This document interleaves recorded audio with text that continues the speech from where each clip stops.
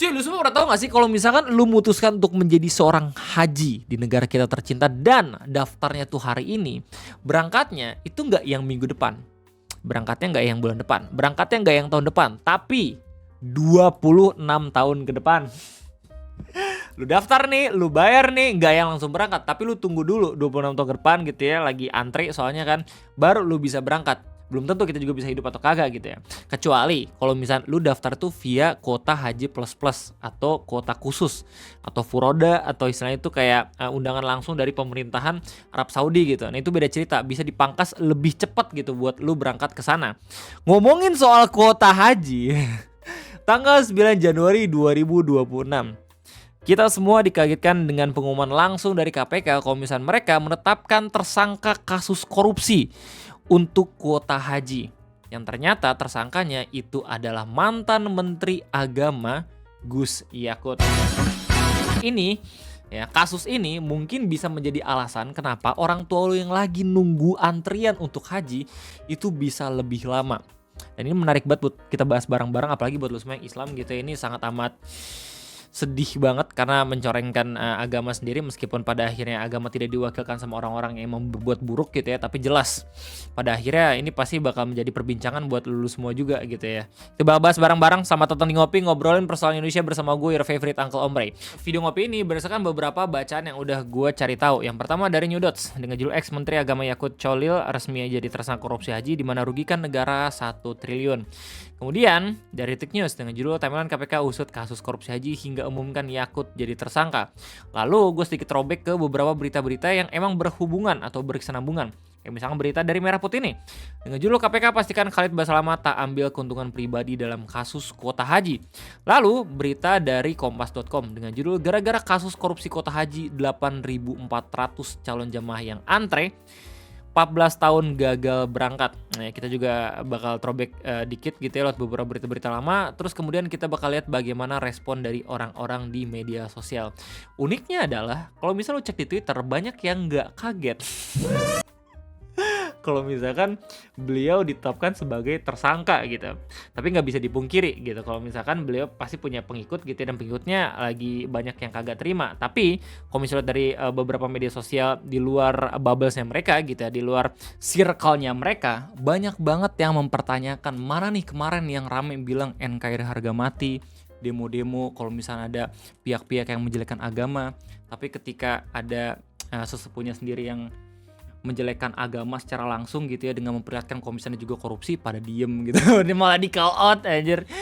By the way, lewat berita dari New Dot dikasih tahu komisioner katanya KPK resmi menetapkan mantan Menteri Agama Yakut Cholil sebagai tersangka dalam kasus dugaan korupsi kuota haji 2024. Penetapan ini dikonfirmasi langsung oleh jajaran pimpinan KPK. Buat lo semua yang gak ngerti konteks ini korupsinya gimana, jadi basically di tahun 2023-2024 waktu zamannya Pak Jokowi gitu ya, beliau terbang ke Arab untuk minta kuota tambahan dan dikasihlah sama pemerintahan Arab tuh 20.000. Nah kemudian Pak Jokowi itu langsung menyerahkan kuota tersebut ke Kementerian Agama untuk seenggaknya itu dibagi-bagiin gitu ya secara undang-undang.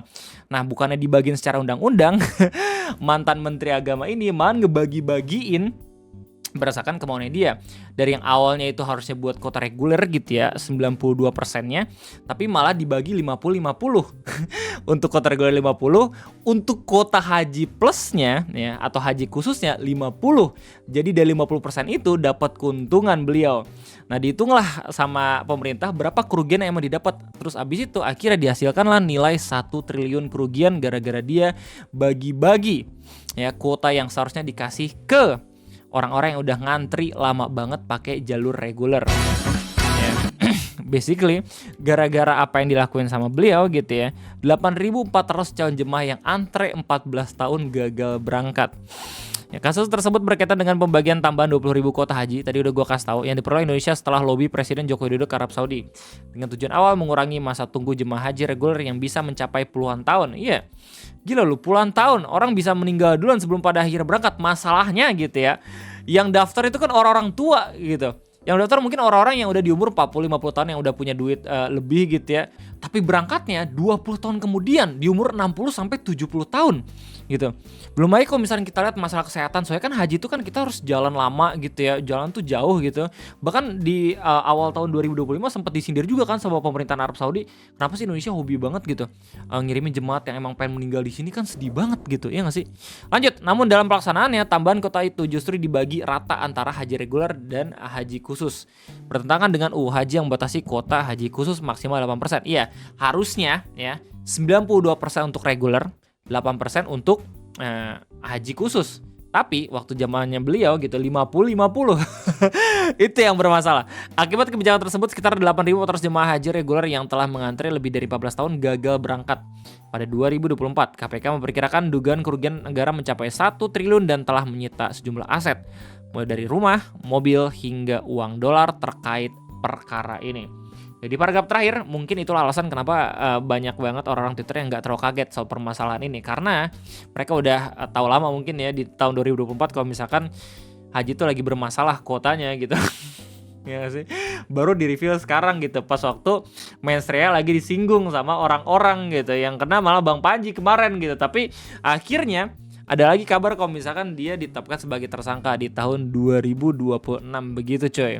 Komen orang-orang gimana Bang Re? Aduh, mana suaranya gitu. Ya kan, jadi yang jelek malahan satu nama besar ormas gitu loh. Kok nggak ada yang demo, gan si Panji aja di demo. Uangnya mengalir kemana aja tuh, nggak mungkin si satu teh dimakan sendiri.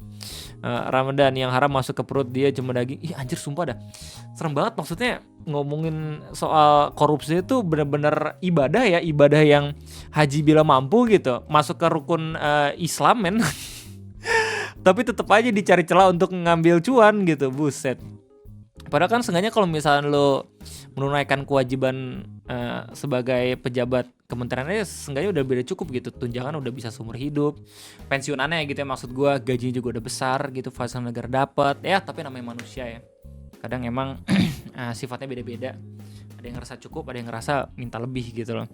Apalagi kalau misalkan manusianya itu dilabeli sama sesuatu gitu yang mewakilkan, entah itu organisasi atau entah itu agama dalam konteks ini gitu ya. Jelas ketika emang dia berbuat kesalahan, yang bakalan dilihat negatif itu gak cuma dia doang, tapi yang dia wakilkan juga dalam konteks ini mungkin agama Islam.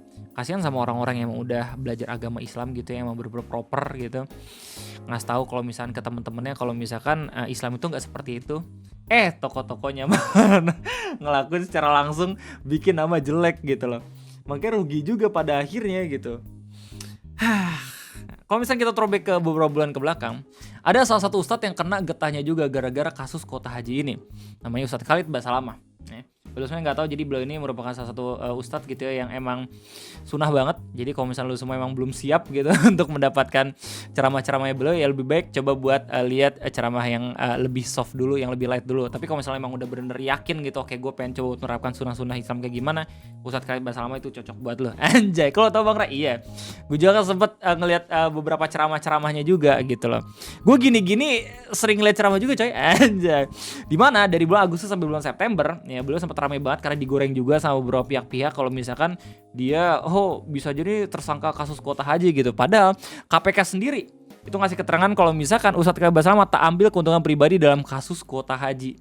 Ya, yang ironisnya adalah di tahun depan ya 2026 justru yang jadi tersangka adalah orang yang mungkin aja menjadi atasan pihak-pihak tersebut. Ya, di Twitter banyak banget yang kecewa atas penetapan kasus tersangka ini. Salah satunya akun namanya Umar Syadat Hasibuan, yang kalau misalnya gue lihat captionnya, mungkin beliau juga NU gitu ya, gue gak tahu benar atau salah.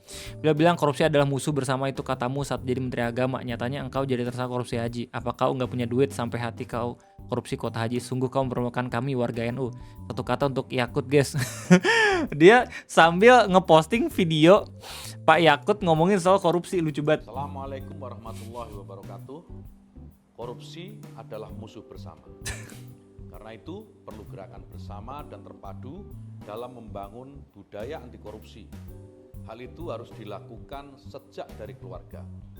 Penanaman nilai-nilai dan pendidikan anti korupsi dimulai sejak dini. Ini meniscayakan peran penting dua institusi utama, yaitu keluarga dan lembaga pendidikan. Jadi dari sini kita semua harusnya paham ya guys, kalau misalkan tindakan pencegahan korupsi itu Gak cuman bisa dilakukan dengan ngasih tahu kalau misalnya jangan korupsi gitu. Tapi emang dari sistem harus benar-benar diimplementasikan gitu pencegahannya. Ya jangan sampai dikasih peluang-peluang kalau misalnya mereka benar-benar punya celah untuk bisa ngambil keuntungan gitu. Dan pribadi sendiri seenggaknya itu harus dites. Apakah benar-benar uangnya bersih atau justru bisa emang nyari peluang biar seenggaknya itu kita makin banyak lagi gitu. Kalau misalnya dari respon orang Twitter itu makin kritis lagi gitu ya. Ada yang bilang, Om Rai ini lebih kecil dari korupsi, yakut merampas hak ibadah umat, memperjualbelikan rukun Islam dan mengkhianati amanah suci. Ini bukan sekedar korupsi tapi penodaan ibadah dan keadilan sosial. Terus kemudian kan pasti langsung dikumpulin ya yang agama Islam, terus habis itu yang korupsi yang mana aja gitu kan, sedih pada akhirnya gitu ya. Udah jadi budaya pejabat kita meneriakan budaya anti korupsi, tapi justru sebagian mereka lah yang menerapkan perilaku korupsinya. Bukan sedikit tapi justru dalam jumlah besar. Udah berapa kali Menteri Agama kita terjerat kasus korupsi, pengadaan Quran, dana abadi umat, kuota haji dan lain-lain. Ya makin sedih lagi ketika dimention sama Bang Panji di Mensrea ngomongin soal bagi-bagi hak tambang gitu. Nah ini dimention juga pakai agama yang lain, mereka nggak pengen, tapi kalau misalnya ngomongin soal ya organisasi besar gitu ya emang mengatas sama Islam gitu, mereka mau-mau aja gitu. Rezeki anak soleh kata Bang Panji. Makin sedih lagi kan, iya gak sih? Agut gak memberikan KKN tapi sistem yang memaksa doi buat jadi pelaku. Gak ada sektor disokin yang zero KKN, ya tetap aja itu punya pilihan gitu kan.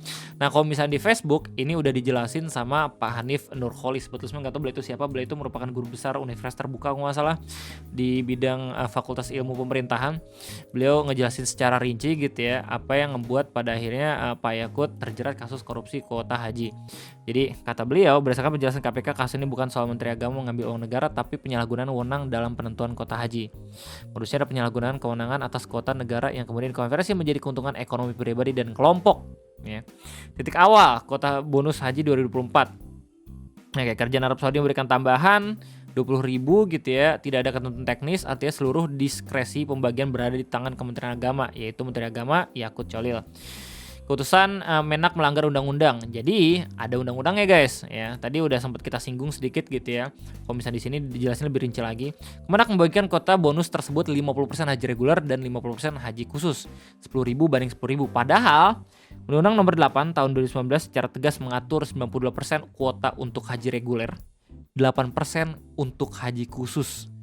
Ini sebenarnya udah ada panduannya harus gimana, tapi somehow diubah jadi 50 banding 50. Ya, maksudnya ini perubahan angka yang kita lihat mungkin cuma beberapa persen doang gitu ya. Ditungguin sama orang-orang yang emang pengen haji gitu. Ya emang pengen nyelesain rukun agama, rukun Islam sumpah. Kenapa nggak yang bener-bener dilakuin aja gitu sesuai undang-undang? Nggak repot gitu ya Allah. Keputusan 50 banding 50 ini tidak memiliki dasar hukum. Di titik ini penyalahgunaan wewenang sudah terjadi. Dampak langsung yang merugikan jemaah reguler. 8.400 jemaah reguler yang seharusnya berangkat tertunda. Mereka sudah menunggu puluhan tahun sebagai sudah mempersiapkan biaya sosial dan keluarga. Tercatat ratusan jemaah meninggal dunia sebelum sempat berangkat. Innalillahi. Ini bukan sekedar administrasi, tapi kehilangnya hak warga negara akibat keputusan pejabat. Kuota haji khusus sumber rente. Berbeda dengan haji reguler, haji khusus tidak mengikuti antrean nasional. Damn, ini maksud gue loh.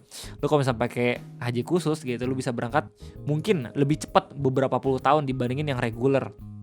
Ya semua soal uang pada akhirnya. Pejabat Kemenak memegang kuasa penuh menentukan travel mana dapat kuota, menentukan berapa kursi, menentukan siapa yang tidak dapat sama sekali. Di sini muncul rente kekuasaan. Pejabat menentukan siapa boleh berbisnis dan siapa tidak. Transaksi ilegal kuota negara. Jumlah travel haji khusus ratusan. Sementara kuota hanya 10.000. Menurut penelusuran aparat penegak hukum, travel yang ingin mendapatkan kuota harus membayar kepada oknum pejabat 2.600 sampai 7.000. Ya kira-kira kalau misalkan $100 itu 1,7 juta ya, 2.000-an berarti mungkin udah puluhan juta gitu, puluhan sampai ratusan juta. Pembayaran dilakukan agar travel mendapatkan kuota. Padahal kuota haji adalah hak negara, dilarang diperjualbelikan, tidak ada dasar hukum harga kuota. Rantai uang setelah kuota diberikan, travel menjual paket berangkat cepat dengan harga mahal, ditaruhkan siapa yang mau. Harga mahal karena menutup biaya beli kuota ilegal. Biaya operasional, keuntungan travel. Berdasarkan kebijakan Menteri Agama tersebut, oknum pejabat menerima manfaat ekonomi dari kewenangan negara yang disalahgunakan. Negara dirugikan secara hukum, jemaah reguler dirugikan secara hak. Pejabat menikmati rente kekuasaan dengan cara tidak sah dan haram menurut agama Islam. Begitulah kira-kira yang sudah dijabarkan sama Profesor Hanif Nurcholish, guys. Ya, penting banget buat kita tahu. Karena apa? Karena ini bisa jadi pengingat buat kita semua, apalagi buat lu semua yang emang satu agama sama mantan menterinya gitu ya, termasuk gue sendiri, untuk berhati-hati, apalagi kalau misalnya kita sedang ada di kursi kekuasaan gitu ya, sedang mengatur hajat hidup orang banyak. Kalau misalnya udah ada prosedur yang harus lo lakuin, tinggal lakuin. Ya, lu nyari peluang bahaya pada akhirnya gitu, apalagi kalau misalkan peluang itu untuk keuntungan pribadi ya.